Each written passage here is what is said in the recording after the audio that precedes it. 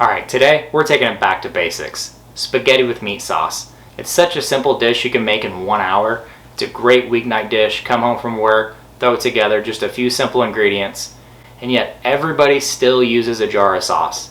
Just say no to jarred sauce. If there's anything I can convey to you from a food perspective is to not use jarred sauce. It doesn't taste good and there's nothing Italian about it.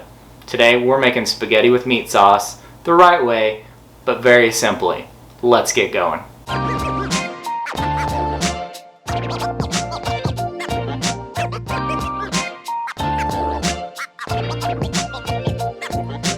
Start by heating up a pan on a medium flame with some olive oil. Add 1 diced yellow onion, a good pinch of kosher salt, some fresh cracked pepper, a tablespoon of dried oregano, and a tablespoon of dried basil. We'll use fresh and dried herbs in this recipe. Dried herbs should always be used in the beginning of the cooking process, and fresh herbs are typically used towards the end. Cook for about 5 minutes, keeping the onions moving. Then we can add 6 to 8 fresh chopped garlic cloves. Cook for 2 more minutes and then add 2 pounds of ground beef. I like 80-20 for this, but whatever you have is fine. Season again with salt and pepper. Cook until the ground beef is done, and then we can add 2 large cans of diced tomatoes. Diced tomatoes will have a better flavor than the already pureed ones. You can even use whole canned tomatoes, just crush them up with your hands. We could use fresh tomatoes for this in the summertime, but I like the consistent ripeness of canned tomatoes. It's easier to reproduce the same flavor each time you make it. Fresh tomatoes vary in flavor and texture, especially depending where you live. Canned tomatoes will be the same every time no matter where you are or what season it is. Just find the brand you like and use it every time. Season again with salt and pepper. Err on the side of caution when using salt. You can always add more later, but we can't take it out if it gets too salty. That being said, I do like to season every step of the way. Reduce to a medium-low heat and let the tomatoes cook down and infuse the flavor for 30 to 45 minutes. Be sure to stir occasionally so it doesn't stick. Taste for seasoning and adjust if necessary.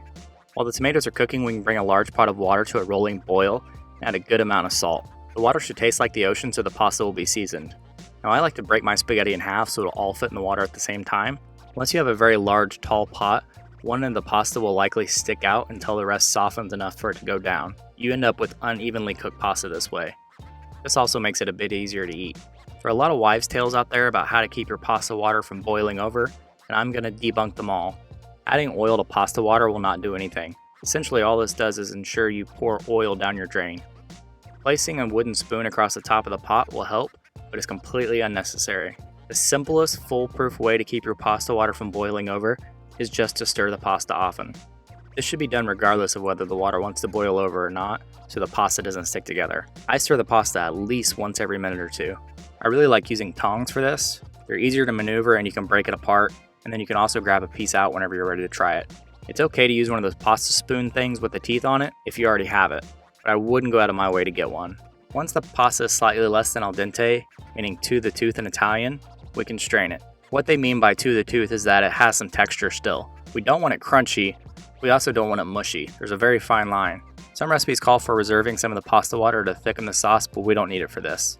Add the pasta back to the pot and pour the sauce over it and stir it immediately. Pasta absorbs liquid as part of the cooking process, and we want it to absorb some of the liquid from the sauce.